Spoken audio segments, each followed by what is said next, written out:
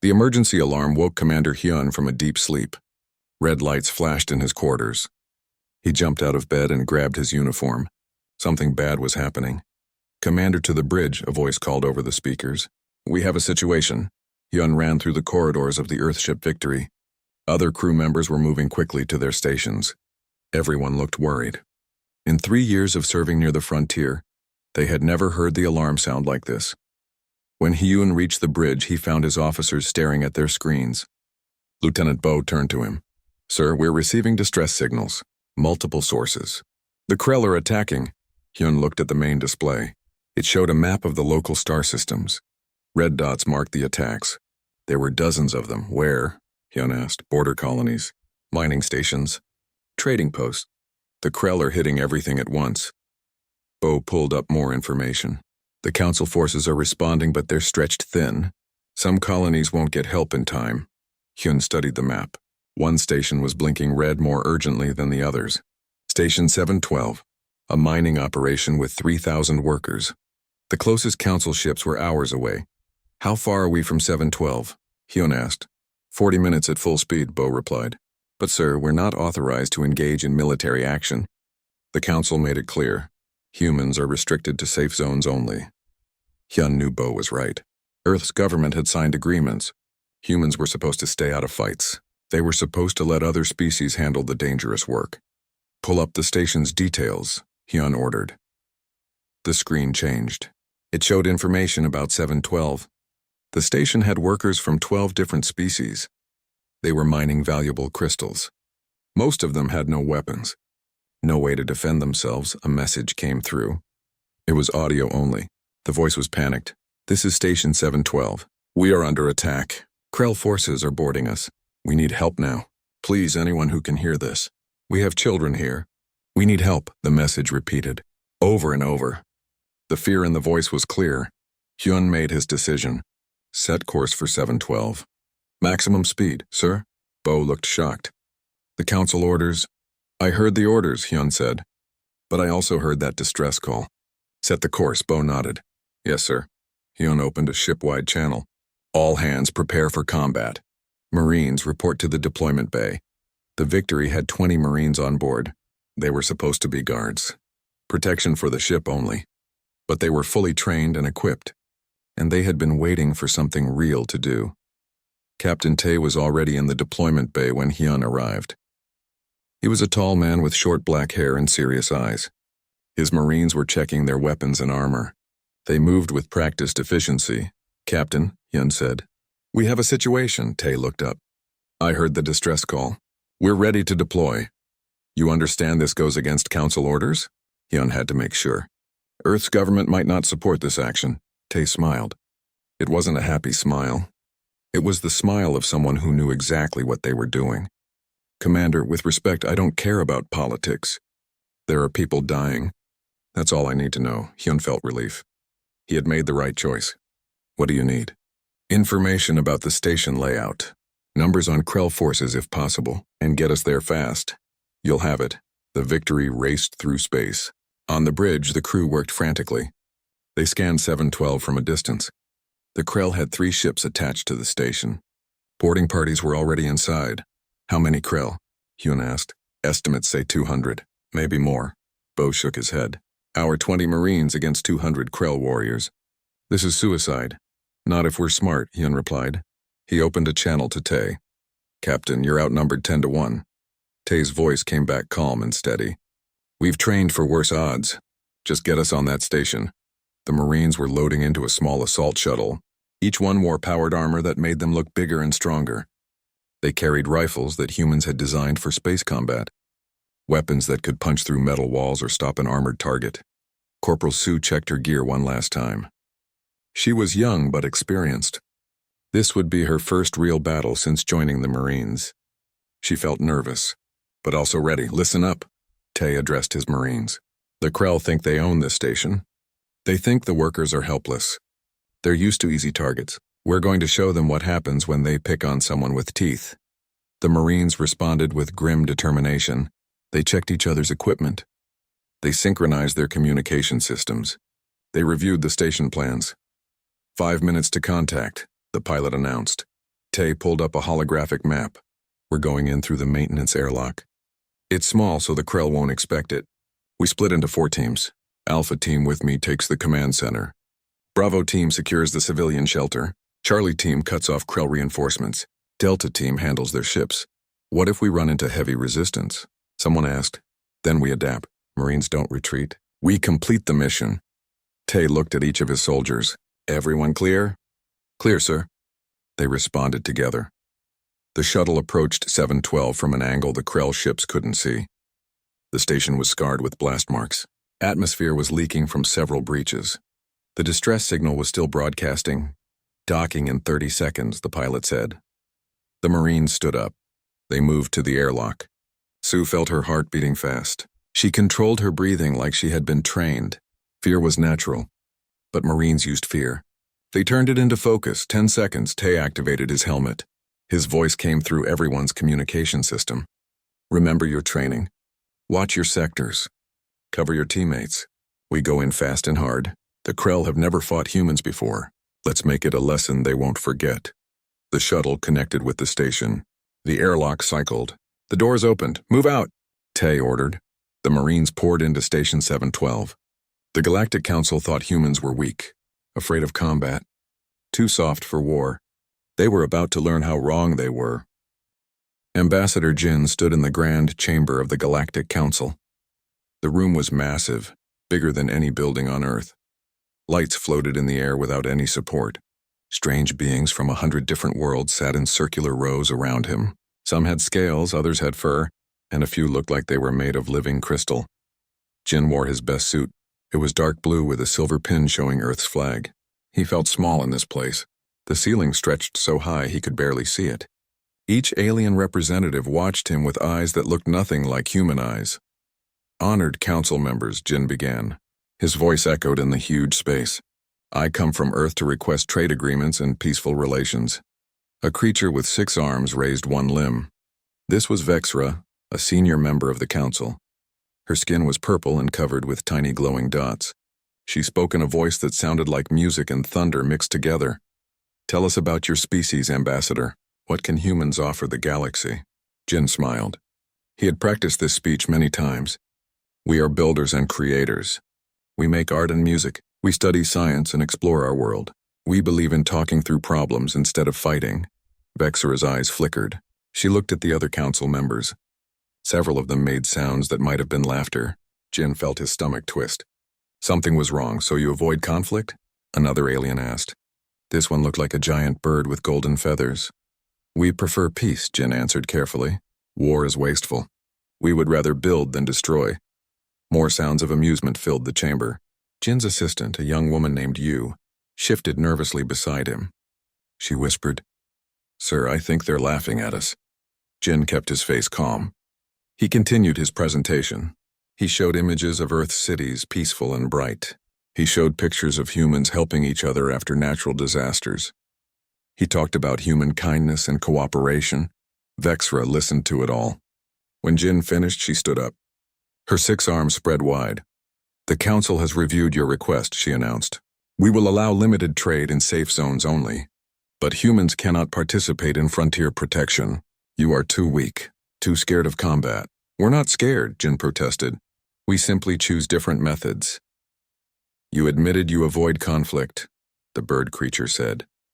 The frontier wars require strong warriors, beings who do not fear death or pain. Your kind speaks of peace because you are soft.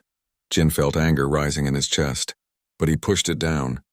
Getting angry would only prove their point. I understand, he said quietly. We accept your terms. After the meeting, Jin and Yu walked through the council station's corridors. Yeah, I was upset. They think we're cowards, she said. All because we talked about peace. Let them think what they want, Jin replied. But his hands were shaking. We came here to trade, not to fight. But sir, humans have fought before. Earth's history is full of wars. We're not weak. I know that, Jin said. But we're trying to be better than our past. We want to show the galaxy we've changed. They reached their quarters. The rooms were small but comfortable. Jin sat down and put his head in his hands. He had failed. The council saw humans as weak creatures who were afraid to fight. The truth was more complicated. Jin knew about human military forces. He knew about the Marines and soldiers who trained every day. He knew about the wars Earth had fought. But his job was to show Earth's peaceful side. The politicians back home wanted to join the galaxy as friends, not as warriors. Days passed. Jin worked on setting up trade routes. The Council gave humans permission to visit certain space stations, but always in the safe inner systems, never near the frontier, never where the real dangers lived. Other species treated humans like children. They spoke slowly to Jin. They offered help with simple tasks. They assumed humans needed protection from everything. One evening, Jin was eating dinner in the station's food court. Vexra entered with several other council members. They were talking loudly. "The Krell are pushing deeper into our territory," Vexra said. "We need more warriors on the frontier." "What about the humans?" someone asked. "Could they help?" Vexra laughed. It was a harsh sound. "The humans. They would run at the first sight of a Krell warrior." "No, we need real fighters, not diplomats who talk about peace and cooperation." Jin gripped his cup tightly. He wanted to say something, anything. But what could he say? He had told them humans preferred peace. He had shown them Earth's gentle side. Later that night, Jin sent a message to Earth. He reported the Council's opinion of humanity. The response came back quickly. Earth's military leaders wanted to change the Council's view, but the politicians said no. "Stay peaceful. Stay friendly. Don't show them our weapons." Jin went to sleep feeling frustrated. The galaxy thought humans were weak, and he couldn't tell them otherwise. Not yet, but somewhere in the outer systems, far from the Council's comfortable stations, a ship was moving toward the frontier. On that ship, a group of United States Marines were preparing their weapons and checking their armor. They hadn't heard that the Council thought humans were cowards, and they wouldn't have cared if they knew. They had a job to do, and Marines always completed their mission. The galaxy was about to learn something important about humans, something Ambassador Jin couldn't explain with words or pictures. Something that could only be shown through action. The Galactic Council had made a mistake. They assumed that because humans talked about peace, they were afraid of war. They didn't understand that the most dangerous warriors are the ones who know how terrible combat is and choose peace anyway. But when peace fails, those warriors become something the galaxy had never seen before. The lesson was coming, and it would be written in fire and steel. The Krell warrior stood 8 feet tall. Its body was covered in thick armor plating that looked like black metal. 6 legs supported its massive frame. 4 arms held different weapons. Its head was all sharp edges and glowing red eyes. It turned a corner in the station corridor and came face to face with Corporal Sue. For 1 second, they stared at each other. The Krell had never seen a human before. Sue had never seen a Krell. The moment stretched out. Then Sue fired. 3 shots. Precise and controlled. The Krell's armor sparked where the bullets hit. It staggered back. Sue didn't stop. She moved forward, firing again. The Krell tried to raise its weapons, but Sue was faster. Her final burst caught it in the head. The massive creature crashed to the floor. "Alpha Team, first contact," Sue reported. "Krell are heavily armored, but not invincible. Aim for joints and head, copy that," Captain Tay responded. "All teams, you heard her. Adjust your tactics."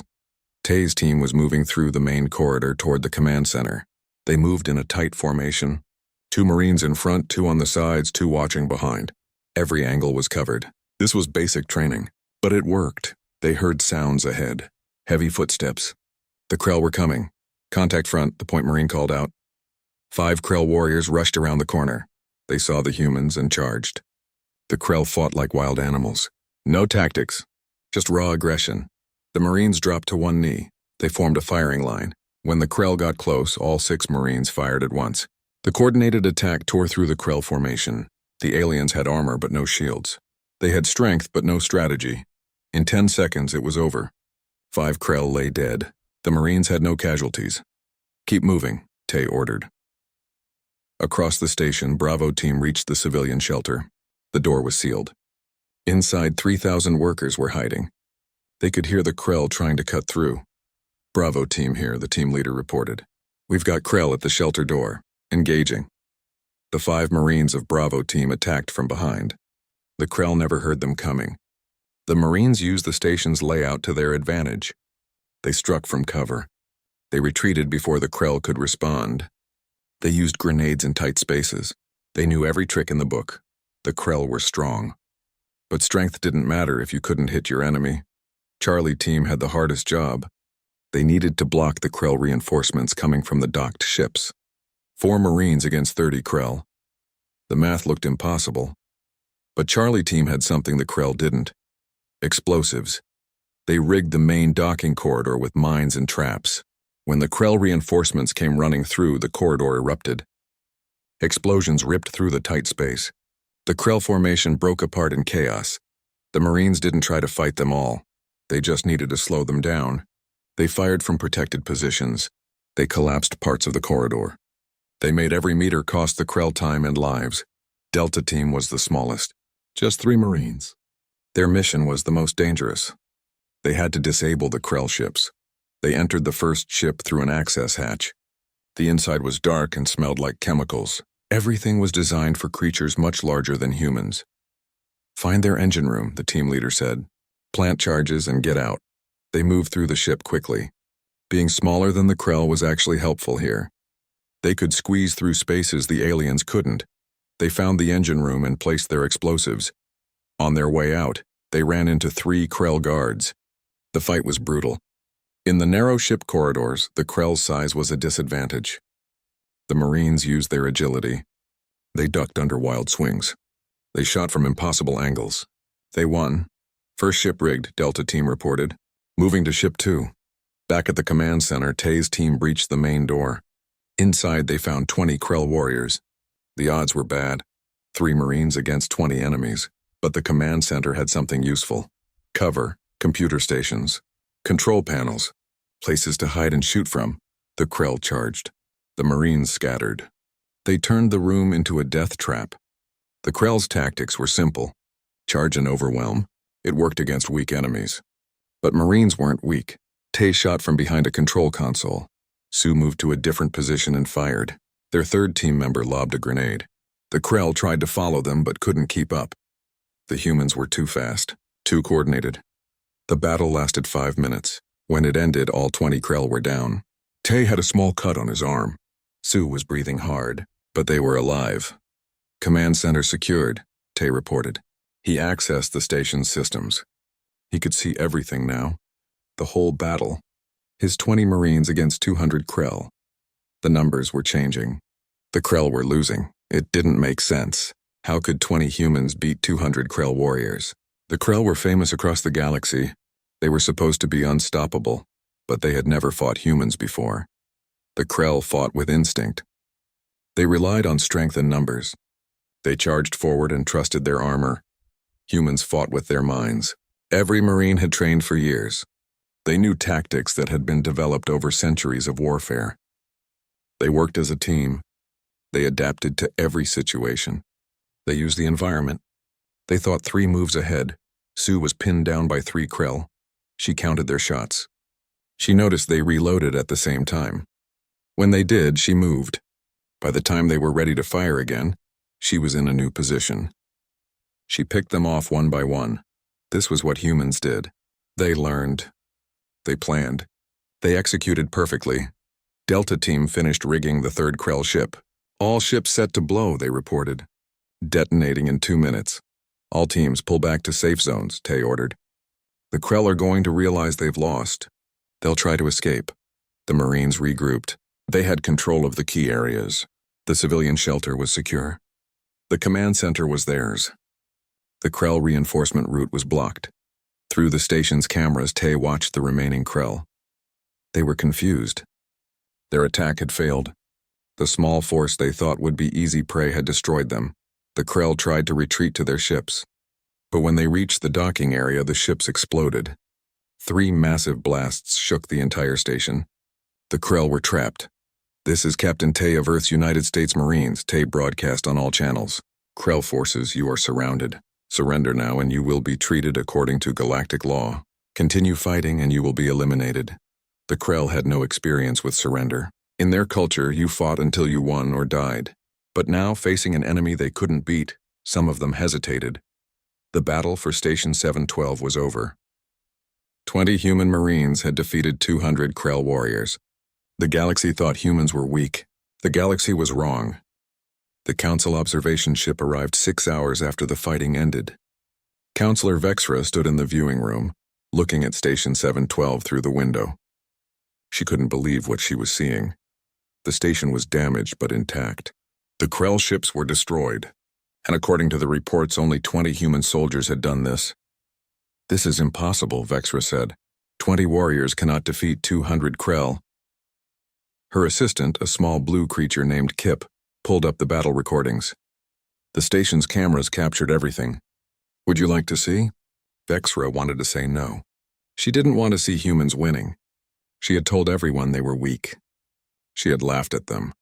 But she was a counselor. She needed to know the truth. "Show me," she ordered. The first video showed Corporal Sue's encounter with a Krell warrior. Vexra watched the human move with incredible speed. The shots were precise. The tactics were perfect.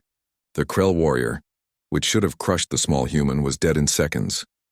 "Run it again," Vexra demanded. She watched it 3 more times. Each time she noticed something new. The way Sue positioned herself, how she anticipated the Krell's moves, the calm efficiency of her actions. "Show me more," Vexra said quietly. Kip pulled up footage of Captain Tay's team fighting in the command center. Vexra watched 6 humans defeat 20 Krell.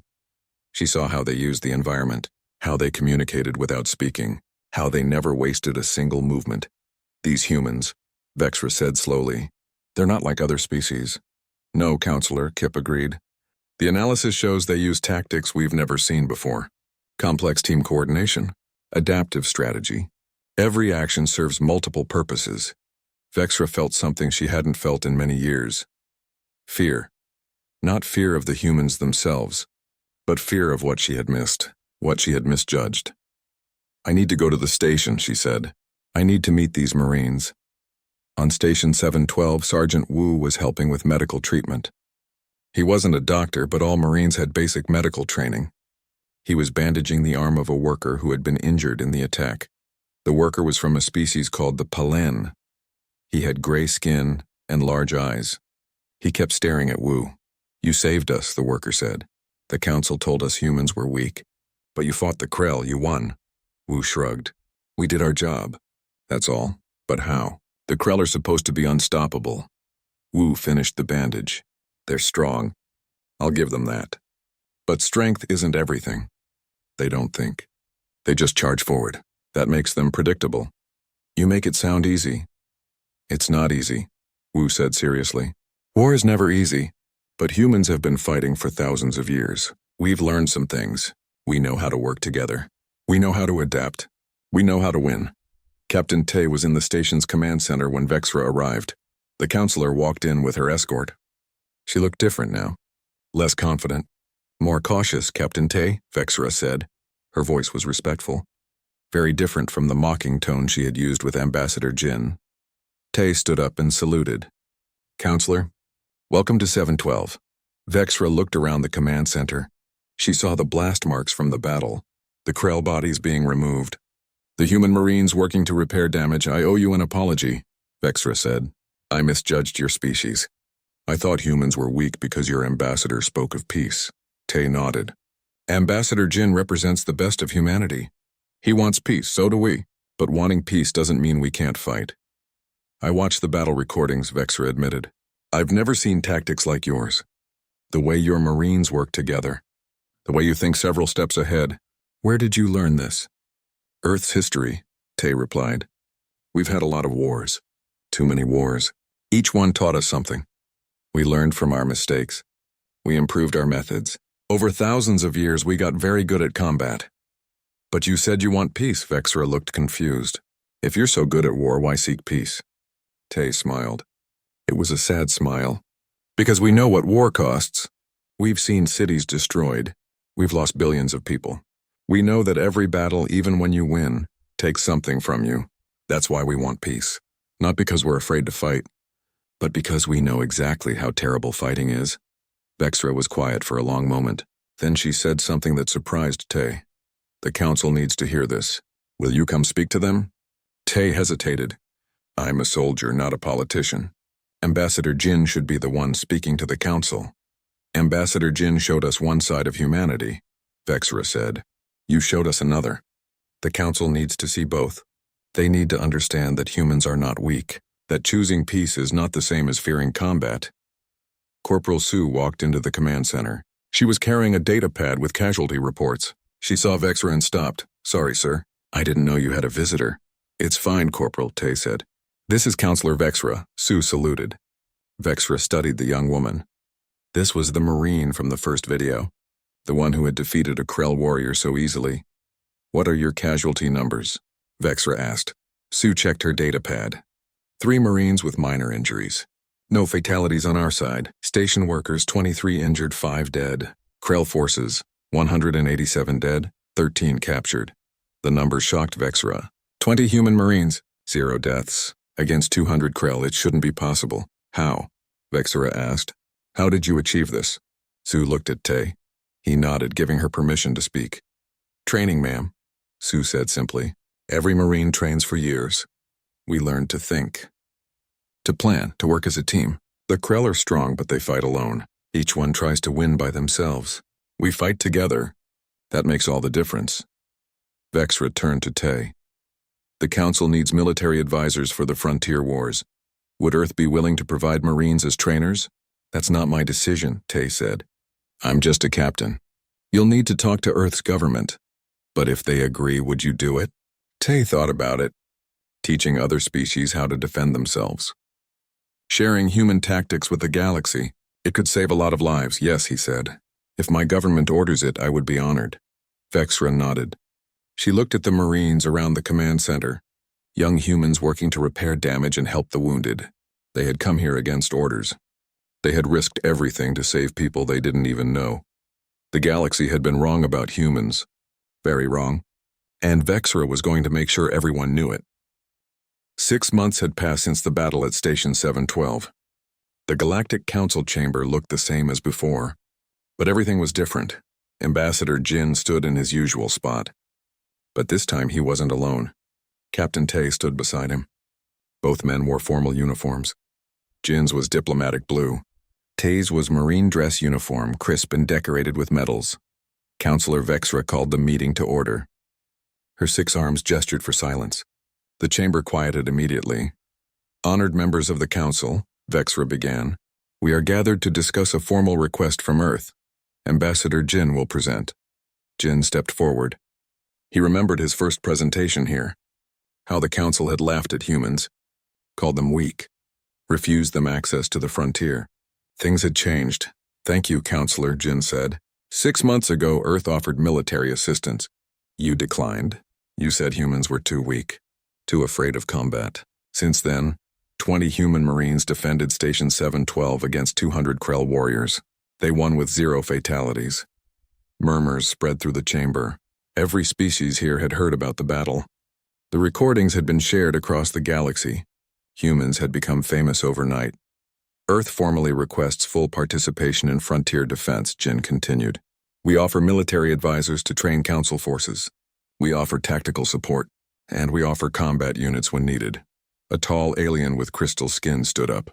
This was Counselor Hex, leader of the military committee. The Council has reviewed Earth's military history, Hex said. His voice sounded like wind chimes. We were ignorant before. We assumed that because you spoke of peace, you were incapable of war. This was a grave error. Hex pulled up a holographic display. It showed battles from Earth's past. Ancient wars, medieval conflicts, modern combat. The gallery was extensive and brutal. Your species has been at war for most of your existence, Hex continued. You have fought with swords, with guns, with machines, and with nuclear weapons. You have developed tactics that span thousands of years, and yet you came to us speaking of peace. We speak of peace because we know war, Jin replied. We want to avoid it, but we can fight when we must, Vexra stood. I propose we grant Earth's request. Not only should humans join frontier defense, but we should appoint a human as war marshal, someone to coordinate military operations and train Council forces in human tactics. The chamber erupted in discussion. A human war marshal? It was unprecedented. Most species took centuries to earn such positions. The position requires someone with combat experience, Hex said. Someone who understands both strategy and tactics. Someone other species will respect. Vexra looked at Tay. I nominate Captain Tay. His actions at 712 proved his capability. His Marines achieved a victory that should have been impossible. Tay felt every eye in the chamber turn to him. This wasn't what he expected. He was just a captain. A soldier, not a general or admiral. I'm honored by the nomination, Tay said carefully, but I'm not sure I'm qualified. There are higher-ranking officers on Earth. Rank matters less than results, Hex replied. You showed the galaxy what humans can do. You've already proven yourself. Will you accept? Tay looked at Jin. The ambassador gave him a small nod. This was bigger than just Tay. This was about Earth's place in the galaxy. I accept, Tay said, on one condition. I want my Marines with me. All of them. They're part of this team. Agreed, Vexra said immediately. Your Marines will form the core of a new training division. They will teach Council forces human combat methods. The vote was quick. Every member of the Council approved. Tay was now War Marshal Tay, the first human to hold the position. After the meeting, Jin and Tay walked through the station together. Jin was smiling. Congratulations, Marshal, Jin said. You've changed everything. We both did, Tay replied. You showed them our peaceful side. I showed them our strong side. They needed to see both. What will you do first? Jin asked. Start training programs. The Council forces are brave, but they don't work together well. Each species fights its own way. I need to teach them human tactics, teamwork, adaptation, thinking ahead. It won't be easy, Jin warned. Some species are set in their ways. Nothing worth doing is easy, Tay said. But I have good people. Sergeant Wu will handle basic training. Corporal Su can teach advanced tactics. We'll make it work. 3 months later, the first joint training exercise took place. 50 Marines worked alongside 200 Council soldiers from 5 different species. They practiced defensive operations on a simulated station. At first, the alien soldiers struggled. They were used to fighting alone. Each species had its own methods. The bird-like Aven attacked from above. The massive Grent used brute force. The quick Palin relied on speed. But they didn't coordinate. Sergeant Wu worked with them patiently. He taught them hand signals, communication protocols, how to cover each other, how to move as a unit instead of individuals. Corporal Su showed them how to use the environment. Every corner was cover. Every corridor was a potential trap. Every room had multiple positions for defense. Slowly, the alien soldiers began to understand. They started working together. The Aven provided aerial support while the Grent held the line. The Palin moved quickly to flank enemies, and the humans coordinated everything, making sure every species used its strengths. By the end of the exercise, they were functioning as a real team. Not perfect, but much better than before. Counselor Vexra observed from the command center. She watched the mixed units work together. It was impressive. Humans had only been training Council forces for 3 months, but the improvement was obvious. They're learning quickly, she said to Tay. They're good soldiers, Tay replied. They just needed proper training. Once they understand the concepts, they adapt well. What's your assessment of our readiness? Tay was honest. Better than before. But we need more time. Months of training, not weeks. The Krell won't wait, though. We'll have to keep training while defending the frontier. Will it be enough? It will have to be, Tay said simply. 2 weeks later, the Krell attacked again. This time they hit a major colony world. 5,000 Krell warriors. It was their biggest assault yet. The Council sent a mixed force. 100 Marines. 300 trained alien soldiers. They arrived before the Krell could establish a foothold. The battle lasted 12 hours. It was hard. The Krell were prepared this time. They had studied the 712 recordings. They knew about human tactics now, but they didn't know about combined operations. They didn't expect humans and aliens working together seamlessly. The Aven scouts spotted Krell positions from above. The Grant held defensive lines with unbreakable determination. The Palin struck fast from unexpected angles. And the Marines coordinated it all, turning individual strengths into overwhelming combined force. The Krell were defeated again, this time with even fewer casualties than 712. After the battle, Sergeant Wu found himself surrounded by alien soldiers. They wanted to thank him, to shake his hand or whatever gesture their species used. You taught us well, a Grant soldier said. His voice was deep and rumbling. Before we fought alone. Now we fight as brothers, Wu smiled. You taught us too. We learned from your strengths. That's what makes us strong together. Word of the victory spread across the galaxy. The Krell were being pushed back, not by overwhelming force, not by superior technology, but by better tactics and teamwork. Ambassador Jin received a message from Earth. The government was proud. Humanity had earned its place in the galaxy, not through trade or diplomacy alone, but through courage and skill when it mattered most.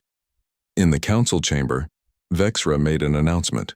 The Galactic Council formally recognizes humanity as a full member. All restrictions are lifted. Humans may travel freely, trade openly, and serve in any capacity within Council forces. She paused, then added something personal. I once said humans feared combat. I was wrong. Humans understand combat better than any species I've ever met. They know its costs. They know its necessities. And they know when to fight and when to seek peace. This wisdom makes them valuable allies, and I am honored to call them friends. The chamber erupted in approval. Every species present showed respect in their own way. Later, all the Marines from 712 gathered in a bar on the council station. They raised their drinks together. Tay stood at the center. To the galaxy, Tay said. They thought we feared combat. We showed them the truth. Marines never fear the fight. We just prefer when fighting isn't necessary. But when it is, we answer the call. Semper Fi. The Marines responded together. The galaxy had learned its lesson. Humanity wasn't weak. They weren't afraid. They were warriors who chose peace. And that made them the most dangerous kind of warrior. The kind who fought not for glory or conquest, but for survival and protection. The kind who won,